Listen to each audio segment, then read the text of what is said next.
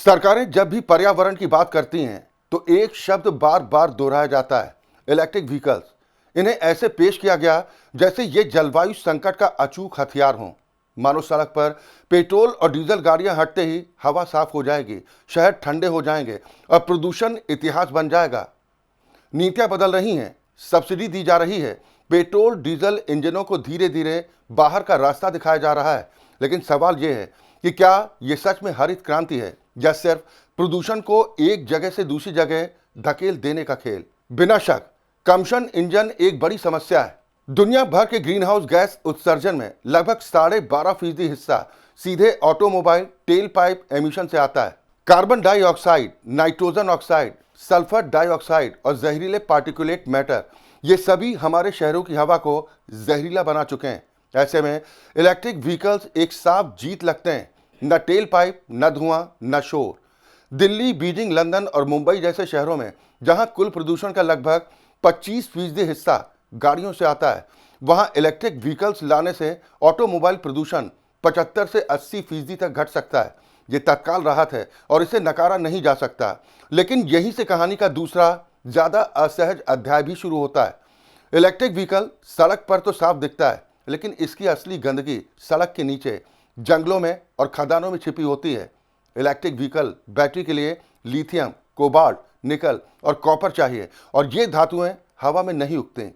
इनके लिए जमीन खोदी जाती, जंगल काटे जाते हैं, पानी जहरीला होता है।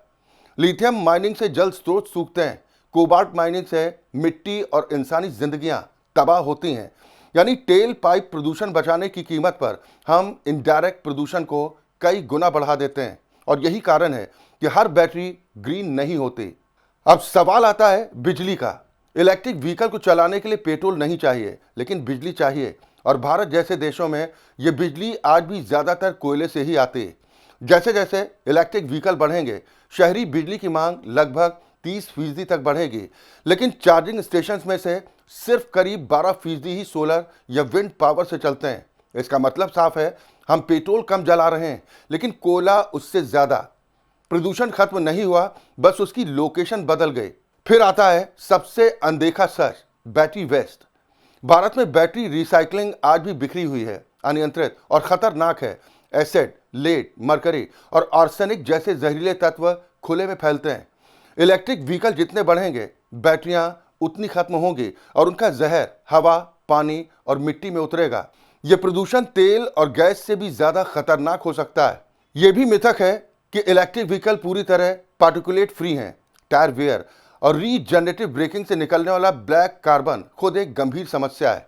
दूसरी ओर BS6 जैसे सख्त एमिशन नॉर्म्स के कंबशन इंजनों में पार्टिकुलेट मैटर पहले ही लगभग 70% तक घटा दिया गया। यानी तस्वीर इतनी सीधी नहीं है जितनी दिखाई जाती है। तो निष्कर्ष क्या है? इलेक्ट्रिक व्हीकल झूठ नहीं है, लेकिन वो पूरा सच भी नहीं। वो शहरों को तुरंत राहत तो देते हैं, लेकिन अगर माइनिंग, बिजली उत्पादन और बैटरी रिसाइकलिंग को ग्रीन नहीं बनाया गया तो वो सस्टेनेबल समाधान नहीं बन सकते। भविष्य सिर्फ इलेक्ट्रिक व्हीकल का नहीं है, भविष्य hybrid technology, hydrogen fuel cell, biofuel और मल्टी टेक्नोलॉजी अप्रोच का है। पेट्रोल और डीजल का अंत तय है, लेकिन सवाल ये नहीं कि इलेक्ट्रिक व्हीकल आए या नहीं। सवाल ये है, क्या हम सिर्फ इलेक्ट्रिक व्हीकल पर दांव लगाकर एक नई गलती दोहराने जा रहे हैं?